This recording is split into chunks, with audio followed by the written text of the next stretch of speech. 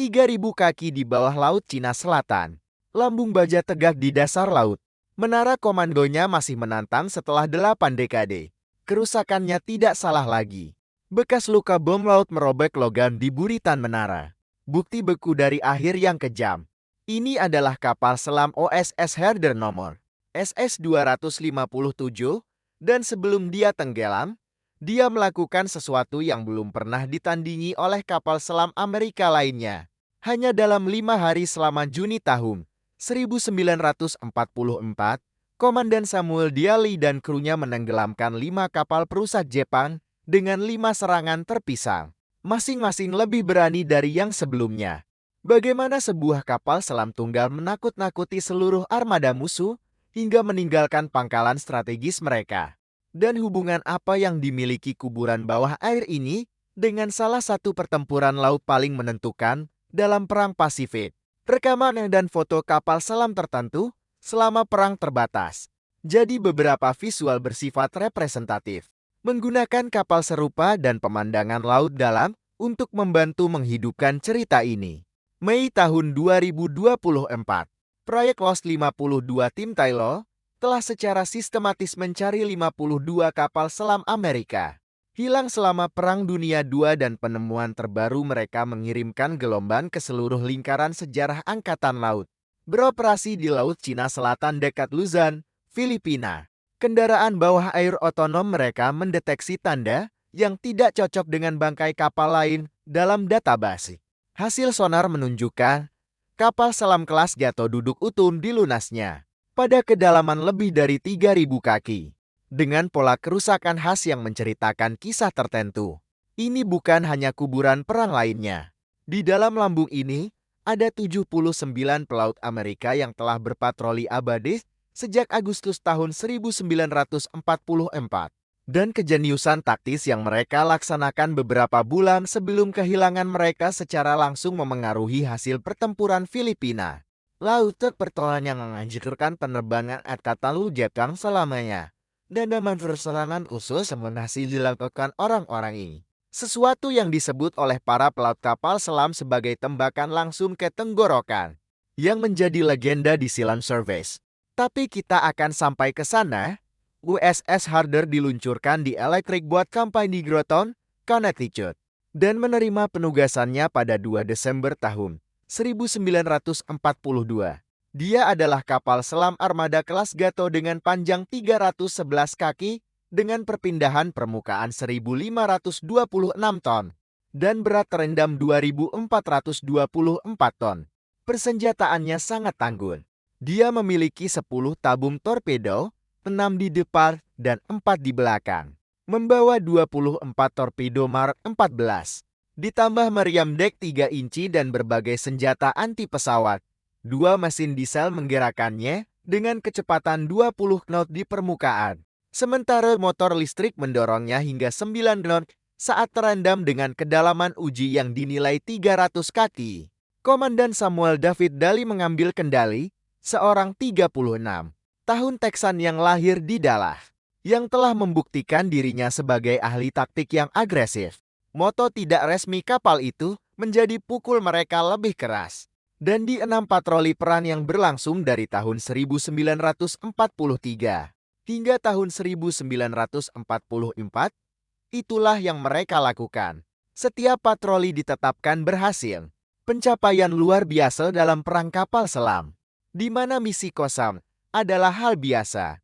Juni tahun 1944, armada gabungan Jepang telah berkumpul di Tawi-Tawi di Filipina Selatan, sebuah pangkalan strategis, di mana kapal perusak berpatroli dalam layar pelindung di sekitar kapal-kapal utama. Mempersiapkan apa yang akan menjadi pertempuran laut Filipina. Kapal selam Amerika sedang berpatroli di perairan ini, dan Herder tiba pada tanggal 6 Juni. Apa yang terjadi selama 5 hari berikutnya? Menulis ulang manual taktik kapal selam agresif. Kapal perusak pertama tenggelam setelah pertemuan di bawah sinar bulan. Torpedo menghantam bagian tengah kapal. Yang kedua tenggelam dengan bagian buritan terlebih dahulu pada tanggal 7 Juni. Haluannya menunjuk ke langit di saat-saat terakhirnya. 9 Juni membawa 2 kapal tenggelam hanya 6 mil dari pangkalan armada utama. 2 kapal perusak lagi dikirim ke dasar laut secara berurutan saat komandan Jepang menyaksikan layar pertahanan mereka hancur. Pagi tanggal 10 Juni memberikan tembakan yang menjadi legenda. Ketika kapal perusak menyerang untuk mengebom kapal selam dengan bom kedalaman. Respons standar adalah menyelam dalam dan menghindar. Delhi melakukan manuver sebaliknya, berbelok langsung ke arah serangan dan menembak pada jarak yang hampir bunuh diri sebelum menyelam darurat. Ledakan mengguncang kapalnya dengan hebat saat kapal perusak yang sekarat melintas di atas. 5 kapal perusak dalam 5 hari, dampak psikologisnya menyebar ke seluruh struktur komando Jepang. Laksamana Tsuyoda memutuskan Tawi-Tawi telah dikompromikan dan memerintahkan armada untuk pindah lebih awal dari jadwal. Pergerakan paksa ini mengganggu waktu Jepang untuk pertempuran kapal induk yang akan datang. Dan ketika aksi armada meletus dari 19 Juni hingga 20 Juni, pesawat induk Amerika mendominasi pertempuran dalam apa yang dikenal sebagai Great Marianas Turkish Shoot. Patroli Harder tidak hanya menenggelamkan kapal. Mereka memengaruhi keputusan strategis yang membentuk salah satu pertempuran laut paling menentukan di Pasifik. Sebelum kita melanjutkan, ketahuilah bahwa berlangganan membantu kami melakukan lebih banyak hal ini, lebih banyak penelitian, lebih banyak penemuan, lebih banyak cerita dari kedalaman. Ini gratis dan membuat perbedaan nyata. Sekarang mari kita lanjutkan 24 Agustus tahun 1944. Harder memulai patroli perang ke-6-nya beroperasi dalam kelompok Serigala dengan USS Hato dan USS Hawkeye. Di lepas pantai Luzon, sebelum fajar hari itu, ketiga kapal selam itu bertemu dengan kapal pengawal Jepang bernama C-22 dan kapal patroli No. 102. Ada ironi tragis dalam penunjukan itu yang tidak diketahui kru Harder.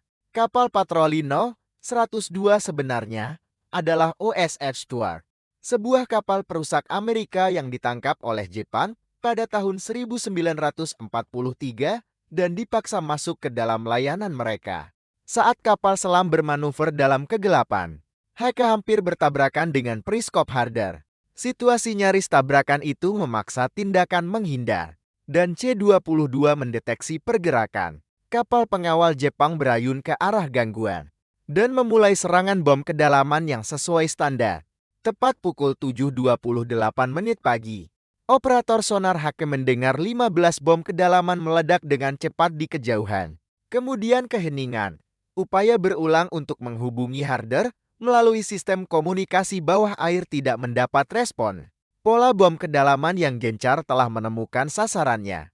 Dan Harder tenggelam bersama seluruh 79 awam di koordinat yang akan tetap tidak ditandai di peta selama 80 tahun berikutnya. Komandan Dilley tidak harus berada di kapal. Setelah 5 patroli berturut-turut, Laksamana Christie telah menasihatinya untuk menyerahkan komando dan mengambil tugas di darat.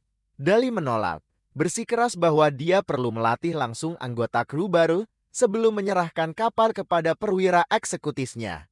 Rasa tanggung jawab itu merenggut nyawanya dan itu dengan sempurna menggambarkan gaya kepemimpinan yang membuat Harder begitu efektif. Analisis pasca perang terhadap catatan Jepang mengkonfirmasi urutan serangan, meskipun perdebatan berlanjut tentang apakah satu serangan dahsyat menenggelamkan kapal selam itu atau apakah kerusakan yang terakumulasi dari rentetan bom kedalaman mengatasi integritas lambungnya di kedalaman.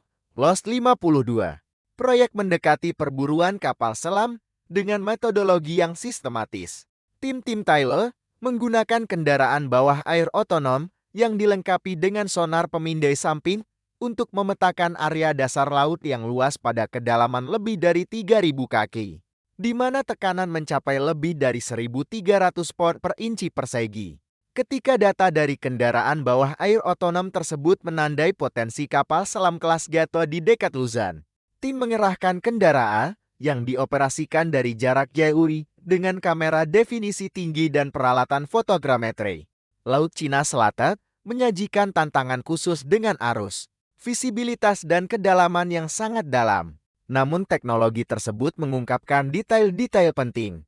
Sebuah kapal selam duduk tegak relatif utuh kecuali kerusakan signifikan di bagian belakang menara komando, tepat di mana bom laut akan memusatkan kekuatan destruktifnya.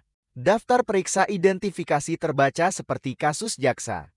Konfigurasi keseluruhan cocok dengan spesifikasi kelas Gato secara tepat. Desain menara komando mencakup fitur-fitur khusus untuk kapal selam yang dibangun di Electric Boat selama periode pembangunan Harder. Kerusakan akibat bom laut di bagian belakang menara komando berkorelasi persis dengan laporan kehilangan dari kru hack. Koordinat geografis menempatkan bangkai kapal di dalam area patroli yang ditugaskan kepada Harder pada 24 Agustus tahun 1944. Penempatan meriam deck dalam konfigurasi cocok. Foto-foto SS-257 yang diketahui. Pengukuran fotogrametri mengkonfirmasi panjang keseluruhan dalam batas yang diharapkan. Parameter. Komando Sejarah dan Warisan Angkatan Laut meninjau semua bukti, merujuk silang dokumen arsip, dan mengeluarkan konfirmasi resmi. Ini adalah OSS Harder. Setelah 80 tahun, pembunuh kapal perusak telah ditemukan. Rekor tempur Harder berdiri sendiri dalam sejarah kapal selam Amerika. Ia dikreditkan dengan menenggelamkan 20,5 kapal musuh dan merusak 7 lainnya selama 6 patroli perang, memperoleh 6 bintang pertempuran dan Presidential Unit Citation. Analisis pasca perang mengkonfirmasi 4 kapal perusak dan 2 fregat tenggelam. Jumlah kapal perang terbanyak yang dihancurkan oleh 1 kapal selam dan komandan di Amerika Serikat. Sejarah Angkatan Laut. Komandan Dilley menerima medali kehormatan secara anumerta bersama dengan 4 Navy Crosses, sebuah Army Distinguished Service Cross dan Silver Star. Namun angka-angka hanya menceritakan sebagian dari kisah. Harder menjadi simbol peperangan kapal selam yang agresif. Bukti bahwa keberanian yang dikombinasikan dengan keterampilan taktis dapat mengatasi kekuatan permukaan yang unggul. Perwira kapal selam mempelajari laporan patroli daily, menganalisis pengambilan keputusannya, kesediaannya untuk mendekat ke jarak pertempuran pisau, kemampuannya untuk mengubah situasi defensif menjadi peluang ofensif. Tembakan down the throat menjadi taktik yang diakui, diajarkan di sekolah kapal selam, dan dieksekusi oleh kapal-kapal lain dalam aksi-aksi selanjutnya. Bagi keluarga dari 79 orang di dalamnya, penemuan ini membawa sedikit penutupan lokasi yang dikonfirmasi di mana kakek dan paman buyut mereka beristirahat. Bangkai kapal juga memberikan nilai ilmiah karena peneliti mempelajari bagaimana lingkungan laut dalam mengawetkan struktur logam selama beberapa dekade. Informasi yang membantu melindungi makam perang lainnya. OSS Harder dilindungi di bawah Sunken Military Craft Act sebagai makam perang di wilayah kedaulatan Amerika Serikat. Tidak ada penyelamatan yang diizinkan dan tidak ada artefak yang boleh diambil. 79 pelaut yang menenggelamkannya pada pagi Agustus tahun 1944 itu tetap dalam patroli abadi dan lokasi bangkai kapal berfungsi sebagai monumen mereka. Penemuan ini menghormati pengorbanan mereka bukan melalui gangguan, tetapi melalui peringatan. Memastikan kisah mereka mencapai generasi baru yang perlu memahami apa yang dilakukan orang-orang ini dan berapa harganya. Filosofi agresif Komandan Dilley mendorong peperangan kapal selam hingga batasnya mencapai hasil yang memengaruhi jalannya Perang Pasifik dan pada akhirnya menuntut harga tertinggi. Krunya mengikutinya ke perairan berbahaya itu, mengetahui risikonya, mempercayai penilaiannya, melaksanakan perintahnya dengan presisi. 3.000 kaki di bawah Laut Cina Selatan. Harder bersemayam sebagai penjaga sejarah itu. Sebuah monumen baja untuk keberanian, kecemerlangan taktis, dan para pelaut yang memberikan segalanya demi membela negara mereka. Patroli mereka telah berakhir tetapi warisan mereka abadi.